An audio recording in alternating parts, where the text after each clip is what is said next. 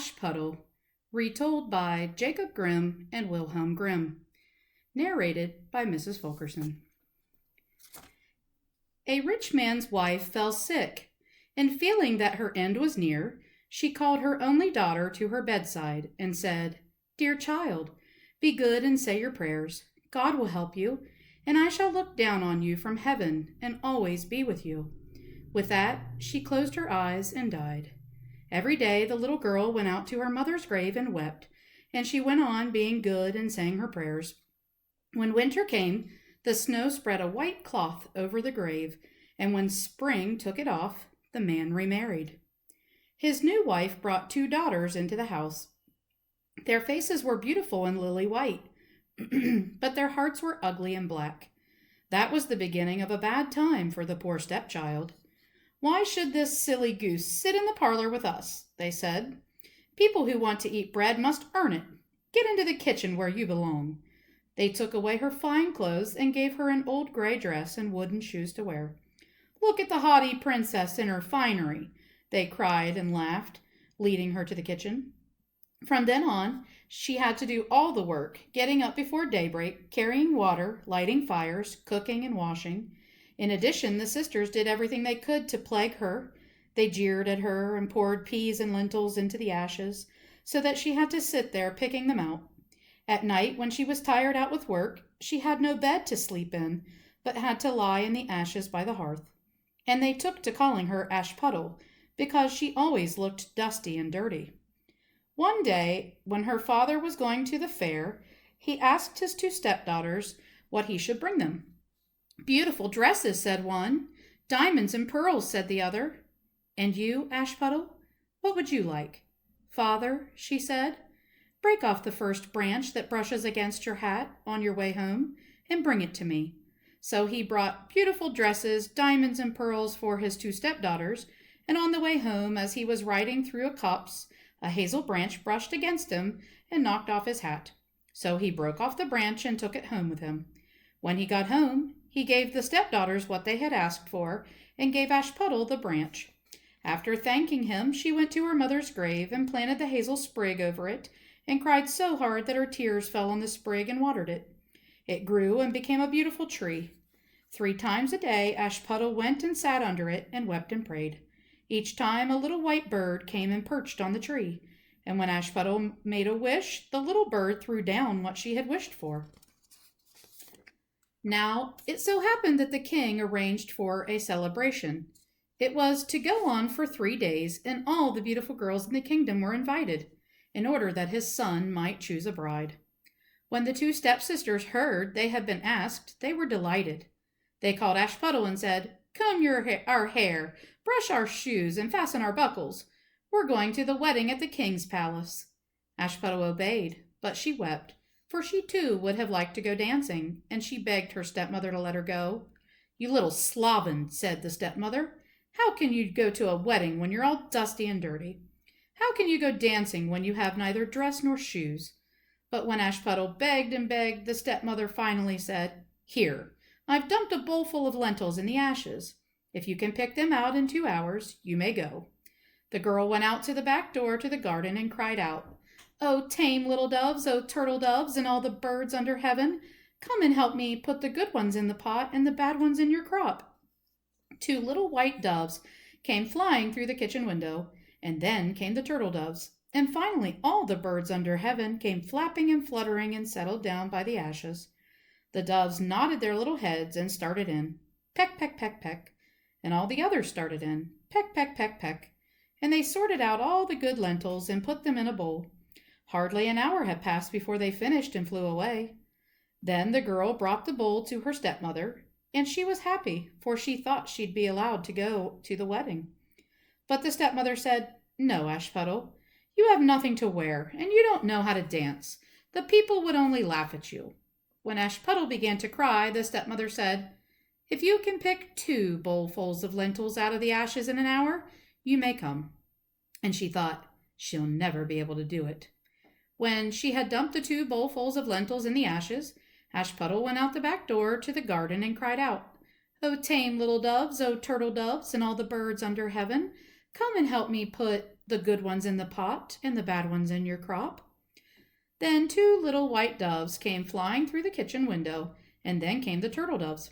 And finally all the birds under heaven came flapping and fluttering and settled down by the ashes.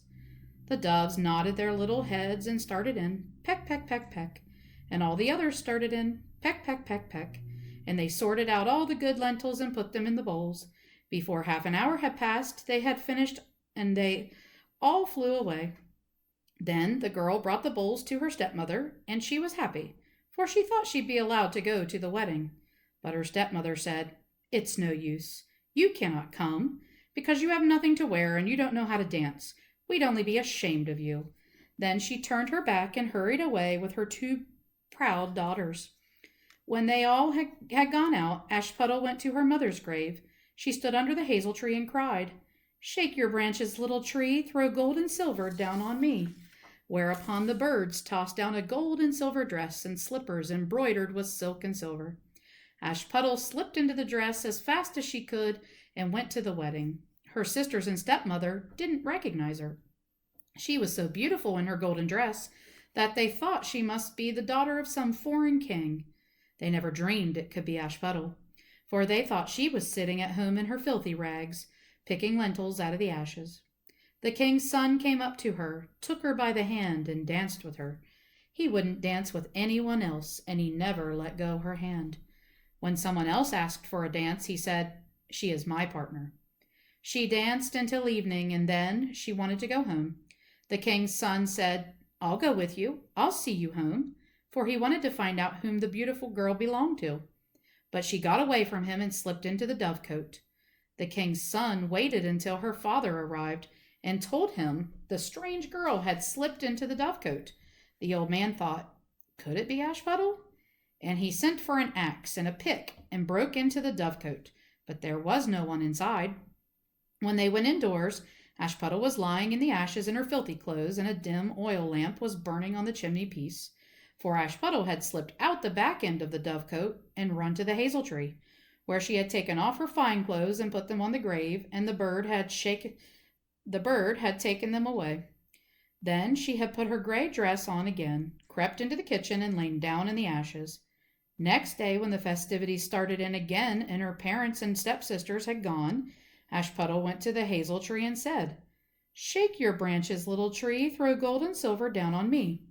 Whereupon the bird threw down a dress that was even more dazzling than the first one. And when she appeared at the wedding, everyone marveled at her beauty. The king's son was waiting for her. He took her by the hand and danced with no one but her.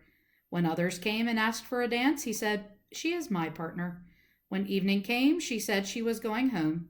The king's son followed her, wishing to see which house she went into, but she ran away and disappeared into the garden behind the house, where there was a big, beautiful tree with the most wonderful pears growing on it. She climbed among the branches as nimbly as a squirrel, and the king's son didn't know what had become of her. He waited until her father arrived and said to him, "The strange girl has got away from me, and I think she has climbed up in the pear tree." Her father thought, could it be Ashputtle? He sent for an axe and chopped the tree down, but there was no one in it. When they went into the kitchen, Ashputtle was lying there in the ashes as usual, for she had jumped down on the other side of the tree, brought her finery clothes back to the birds in the hazel tree, and put on her filthy gray dress. On the 3rd day, after her parents and sisters had gone, Ashputtle went back to her mother's grave and said to the tree, "Shake your branches, little tree, throw gold and silver down on me." Whereupon the bird threw down a dress that was more radiant than either of the others, and the slippers were all gold. When she appeared at the wedding, the people were too amazed to speak. The king's son danced with no one but her, and when someone else asked for her dance, he said, "She is my partner." When evening came, Ashputtle wanted to go home, and the king's son said he'd go with her, but she slipped away so quickly that he couldn't follow. But he had thought up a trick. He had arranged to have the whole staircase brushed in with pitch, and as she was running, the pitch pulled her left slipper off. The king's son picked it up, and it was tiny and delicate and all gold. The next morning he went to the father and said, "No girl shall be my wife but the one this golden shoe fits." The sisters were overjoyed, for they have beautiful feet. The eldest took the shoe to her room to try it on, and her mother went with her. but the shoe was too small, and she couldn't get her big toe in. So her mother handed her a knife and said, "Cut your toe off. Once you're queen, you won't have to walk any more." The girl cut her toe off, forced her foot into the shoe, gritted her teeth against the pane, and went out into the king's son. He accepted her as his bride-to-be, lifted her up on his horse, and rode away with her. But they had to pass the grave. The two doves were sitting in the hazel tree, and they cried out, "Rockhoo, Rockhoo, there's blood in the shoe. The foot's too long, the foot's too wide, that's not the proper bride." He looked down at her foot and saw the blood spurting. At that he turned his horse around and took the false bride home again. "No," he said, "this isn't the right girl. Let her sister try the shoe on."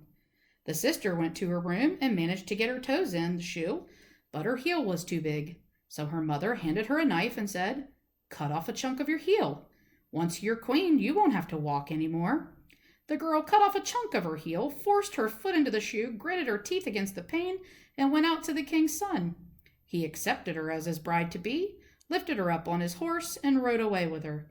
As they passed the hazel tree, the two doves were sitting there, and they cried out, "Rockhoo, Rockhoo, there's blood in the shoe. The foot's too long, the foot's too wide, that's not the proper bride." He looked down at her foot and saw that blood was spurting from her shoe and staining her white stockings all red. He turned his horse around and took the false bride home again. "This isn't the right girl either," he said. "Haven't you got another daughter?" "No," said the man. "There's only a puny little kitchen drudge that my dead wife left me.